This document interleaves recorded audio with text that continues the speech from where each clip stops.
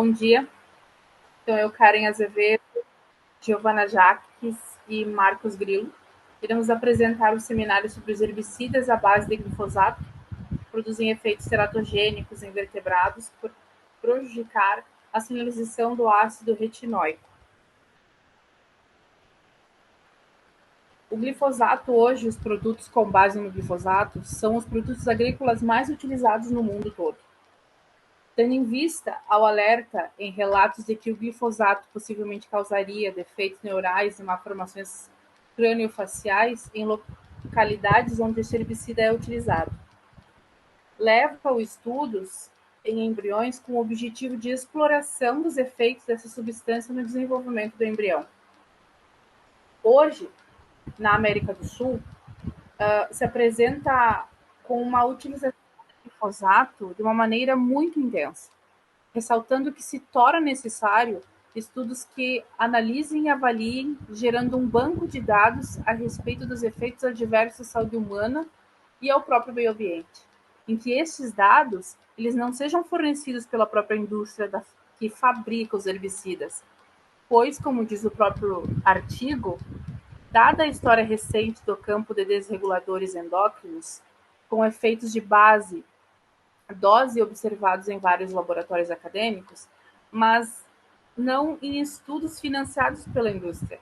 Fica claro que um corpus razoável de estudos independentes é necessário para avaliação completamente, né, para avaliar completamente, na verdade, os efeitos dos agroquímicos sobre a saúde humana. Isso é particularmente importante quando estão em causa interesses econômicos e significativos. É importante salientar que estudos demonstram mulheres que durante o período gestacional que se exporam a esse herbicida, elas tiveram filhos com malformações cranianas, com microcefalia e anencefalia. Então, o grupo de estudos Seraline comprovou que um GBH age como um desregulador endócrino nas culturas das células placentárias. Inclusive, ele reduz os níveis do mRNA da enzima CYP19, que inclusive impede a atividade dessa enzima. E enzima essa é a que ela atua na conversão irreversível dos andrógenos nos estrogênios. Isso tudo acontece porque o glifosato, em seu princípio ativo, ele acaba influenciando no sítio ativo da enzima purificada.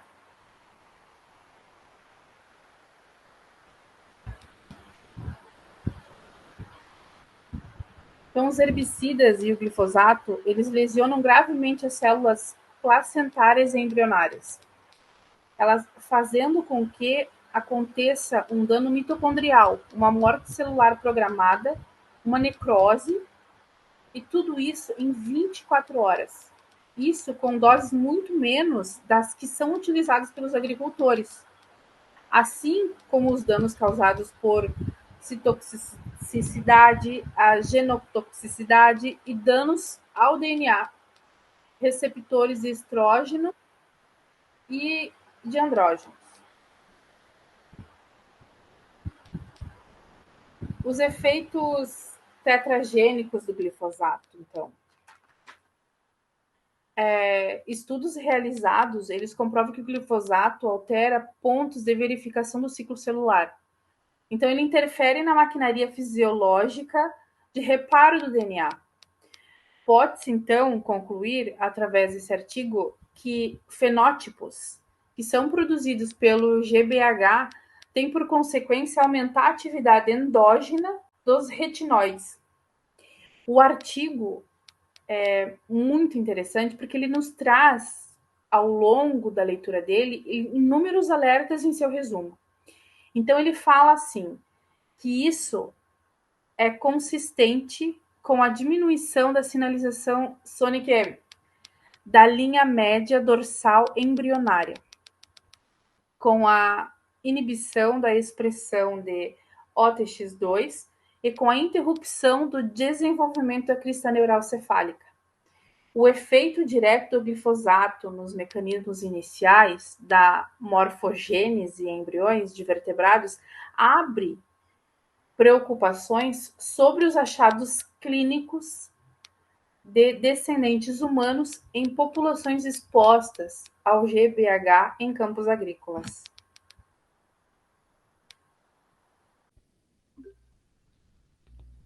Bom, agora eu vou falar um pouco dos procedimentos experimentais que foram utilizados neste artigo para o experimento que eles fizeram. Bom, primeiramente, para o experimento que foi feito, eles utilizaram embriões de Xenopus livres e galinhas da raça Leghorn. Tudo isso para compreender melhor o efeito do herbicida à base de glifosato como um potencial teratogênico. Bom, primeiro para os embriões de Xenopus in vitro, eles foram incubados em solução salina MBS. O GHB utilizado, no caso, o herbicida que eles utilizaram nesse experimento foi o Roundup Classic, contendo 48% de um sal de glifosato. Certo? E os tratamentos foram realizados a partir do estágio de duas células com diluições do herbicida, respectivamente de 1 para 3.000, 1 para 4.000 e 1 para 5.000, preparados em 0,1 mbs. Os embriões eles foram fixados por um método de MEMFA quando os irmãos controles atingiram o estágio desejado. E para visualizar a cartilagem dos embriões, os embriões eles foram fixados por esse método que eu falei em estágios de um intervalo de 45 a 47. Depois eles foram lavados com PBS e corados também durante a noite em 0,04% de ácido ancião e 20% de ácido acético e 80% de etanol.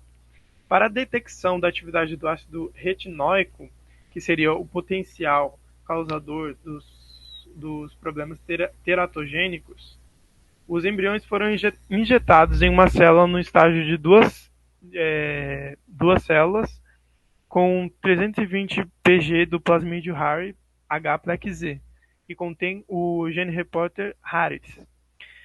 E eles foram colocados, né, imediatamente nas respectivas concentrações de diluições que eu citei também anteriormente. Todos os embriões eles foram processados para ser quantificados, né? E o método de quantificação foi por meio de quimioluminescência, por meio da atividade do repórter que carrega o gene repórter GAL, certo? Para o tratamento de embriões de galinha já é diferente. Eles foram utilizados ovos de galinha fertilizados da linhagem White Leghorn e eles foram injetados acima da câmara de ar na membrana interna com 20 microlitros de diluições de 1 para 3.500 ou 1 para 4.500 do herbicida. Já é diferente do tratamento utilizado para Xenopus. No caso dos embriões das galinhas, foram fixados por 2 a 4 horas em paraformaldeído a 4% preparado na hora. Depois eles foram enxaguados e também processados. E foi utilizado o método de imunofluorescência, onde esses embriões foram bloqueados durante a noite a 4 graus Celsius em solução de bloqueio.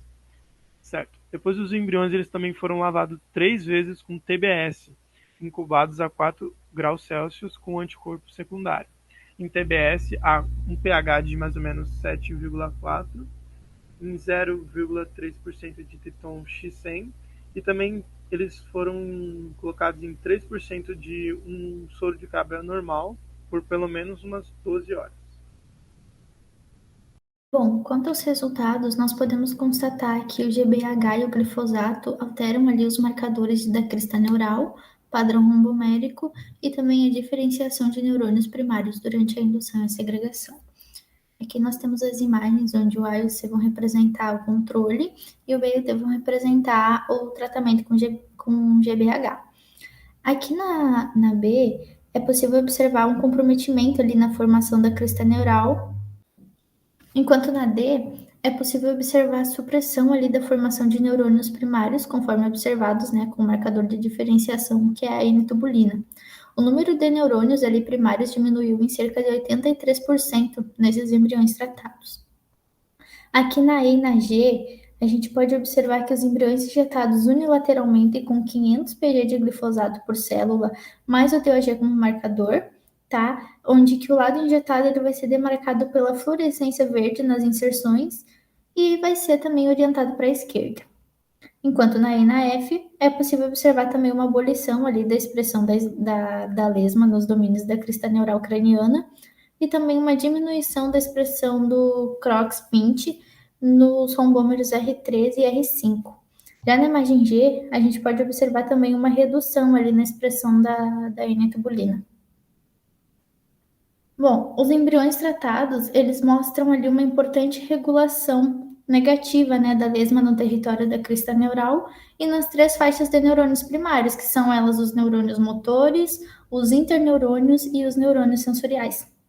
A faixa ali de R3, ela foi perdida, então, nos embriões tratados com GBH, o que se assemelha bastante ali à perda progressiva desses rombômeros associados ao aumento ali das concentrações, né, do tratamento de AR, que no caso é o ácido retinóico. Ocorreu também uma diminuição da expressão desse CROX-20 em R3, causada ali pelo glifosato, e também um desaparecimento ali do mesmo nesse rombômero e nos embriões tratados com GBH. Além disso, os embriões injetados com glifosato, eles mostraram, né, que o processo de segregação no estágio 18 afetou somente o lado injetado, e a hibridização com N-tubulina fez com que esses embriões apresentassem ali uma diminuição de número de neurônios primários, assemelhando-se então com os efeitos ali do tratamento com GBH. Segunda gravação. O GBH e o glifosato produzem defeitos ali na cabeça e prejudicam a expressão da linha média dorsal e marcadores cefálicos. Bom, como defeitos craniofaciais foram observados em humanos residentes em áreas cronicamente expostas ao GBH, o estudo explorou então se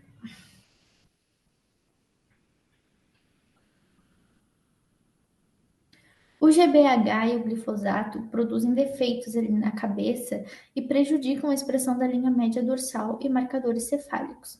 Bom, como os defeitos craniofaciais foram observados em humanos residentes em áreas cronicamente expostas ao GBH, o estudo procurou explorar se os genes envolvidos no desenvolvimento da cabeça são alterados como consequência do tratamento com GBH ou injeção de glifosato.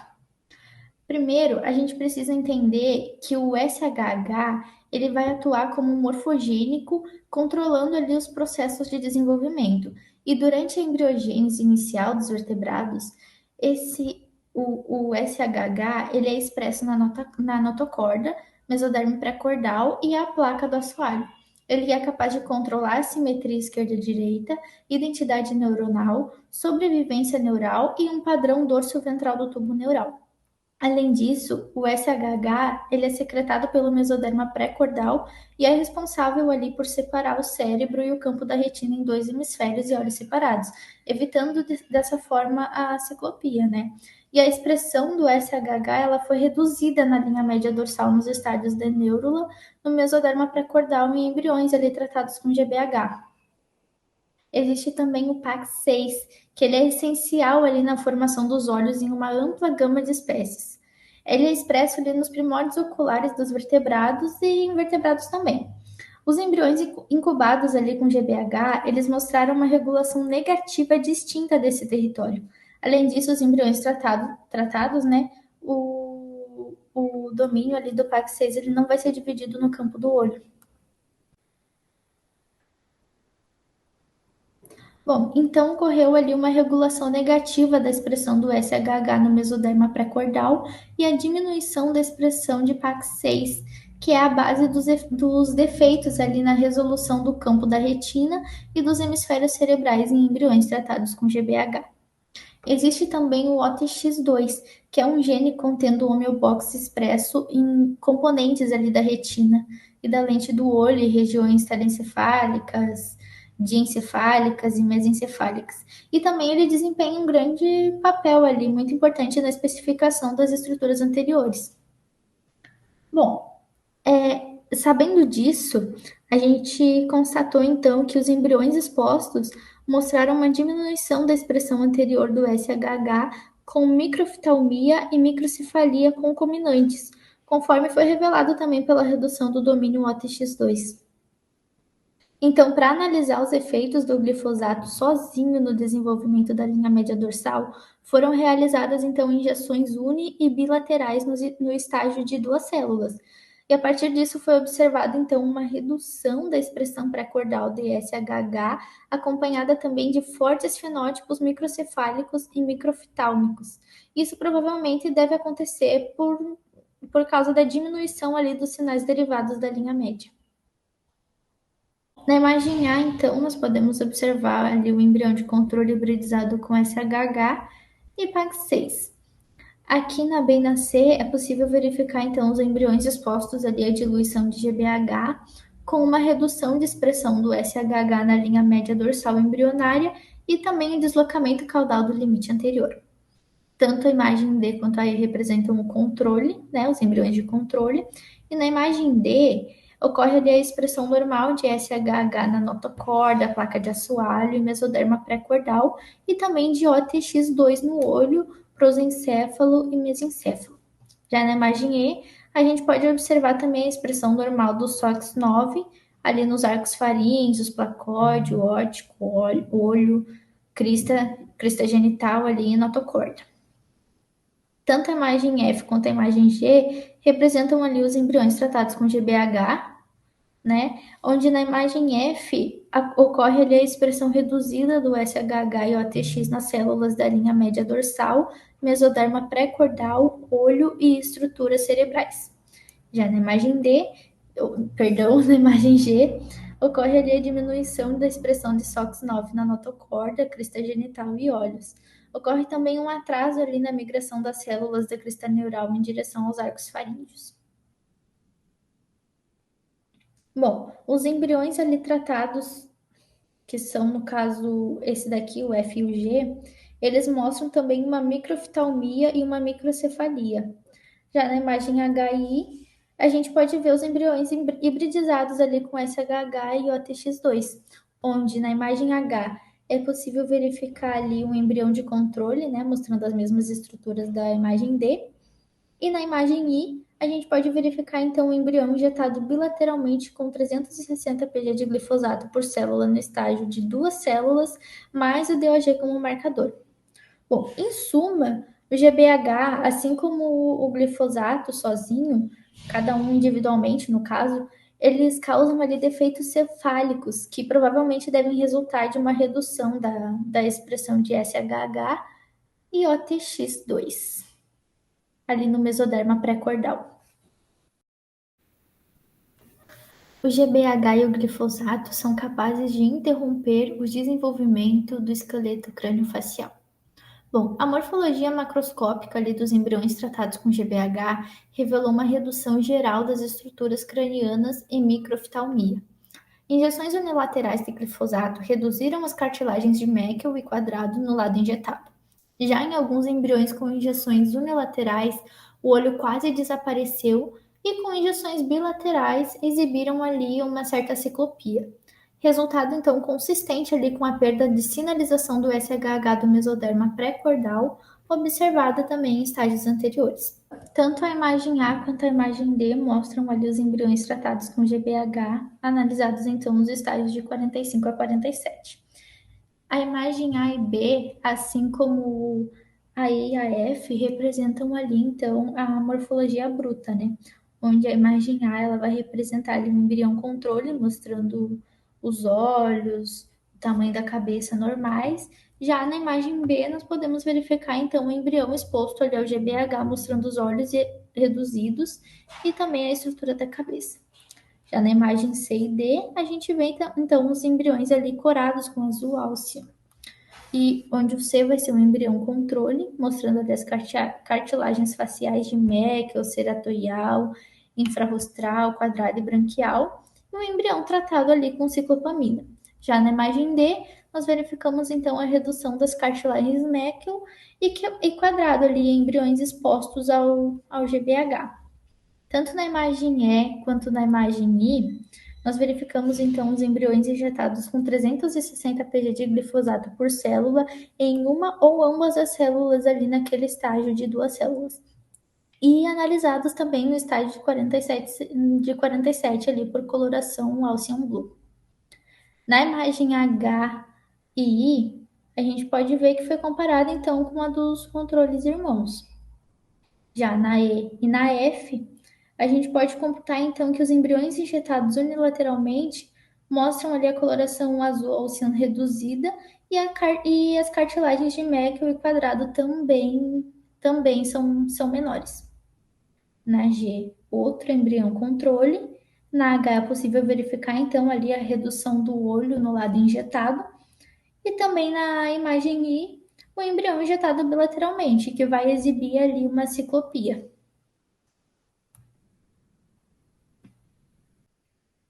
Depois de analisar essas imagens e realizar as pesquisas, os resultados então se mostram compatíveis ali com as malformações observadas nos filhos de gestantes cronicamente expostas ao GBH. E essas malformações sugerem então que ocorre a perda da sinalização da linha média e defeitos ali na migração da crista neural com grande desenvolvimento de mandíbula e maxilar. O fenótipo induzido então por GBH é pelo menos mediado por alterações na sinalização de ácido retinóico. Os embriões mais severamente afetados não tinham olhos, fossos nasais, prosencéfalo, mesencéfalo e vesículas ópticas, e exibiam ali um truncamento da cauda. Todas essas evidências demonstram então que os vertebrados requerem sim um suprimento bem regulado dos retinóides durante a embriogênese. Além disso, os embriões de controle mostraram ali uma expressão de OTX2 no prosencéfalo, mesencéfalo e também na vesícula óptica, enquanto os transcritos de SHH são distribuídos ao longo da linha média dorsal embrionária.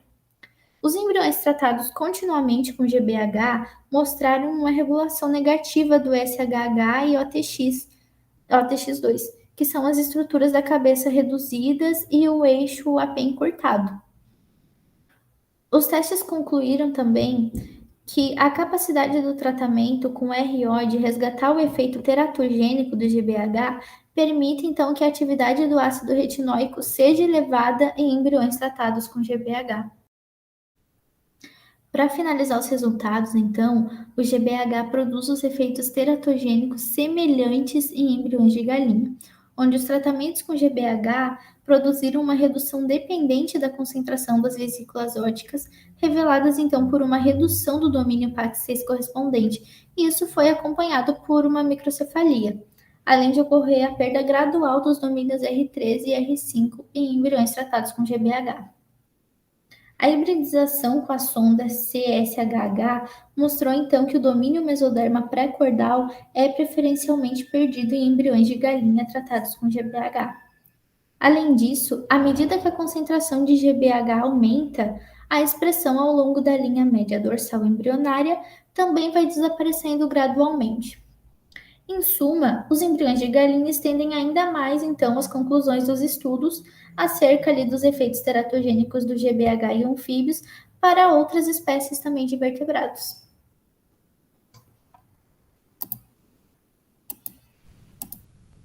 Bom, agora eu vou falar um pouco da discussão e conclusão desse artigo. Bom, o GBH e o glifosato, eles realmente interferem em mecanismos moleculares que vão regular o desenvolvimento dos embriões. Foi possível observar que, por exemplo, em doses que não são letais, em doses abaixo do limite que pode ser considerado letal, esse glifosato já foi capaz de gerar várias consequências, vários distúrbios em relação ao desenvolvimento, como, por exemplo, ele interrompeu o desenvolvimento da crista neural e da linha média dorsal e padrão cefálico. E esse herbicida ele consegue desregular a atividade do ácido retinóico. E o ácido retinóico, por sua vez, ele está associado com o SHH e o OTX2, que são fatores genéticos que são muito importantes e estão envolvidos no desenvolvimento do eixo corporal do embrião.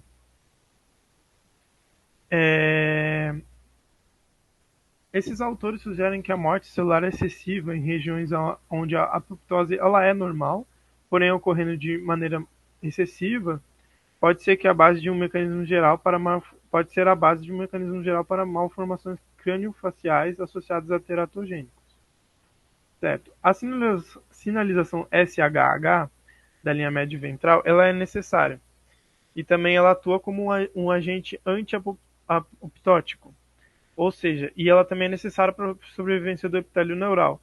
Então, se a atividade de ácido retinóico por algum meio está sendo aumentada por conta do herbicida à base de glifosato, isso interfere com a produção e expressão do gene SHH e, respectivamente, vai gerar malformações em diversas áreas do eixo corporal, do eixo do desenvolvimento neural.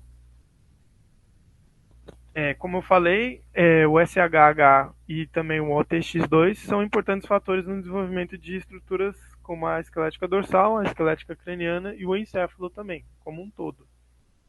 E, como eu havia dito, o RA também está associado a esses efeitos encontrados em GBH, e o glifosato está intimamente associado com o aumento da atividade de morfogênese do RA.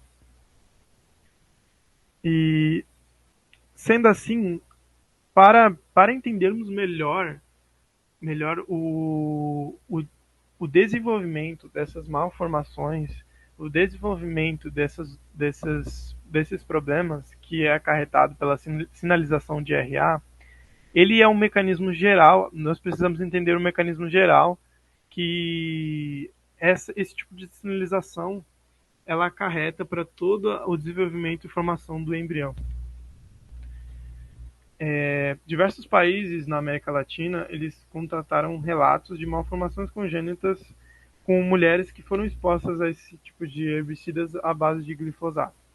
Por exemplo, no Paraguai, um estudo epidemiológico na prole de mulheres expostas durante a gravidez a herbicidas mostrou 52 casos de malformações.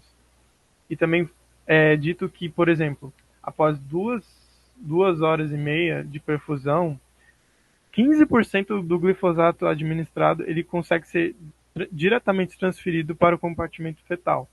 Ou seja, vai afetar diretamente o embrião, o feto, no caso.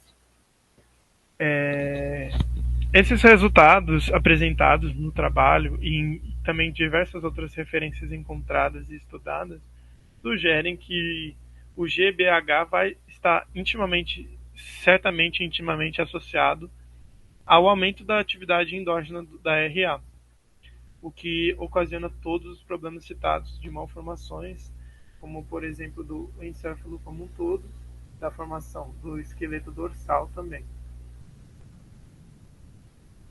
E aqui está a referência do artigo que foi utilizado para este trabalho, para este seminário. Agradeço a atenção de todos.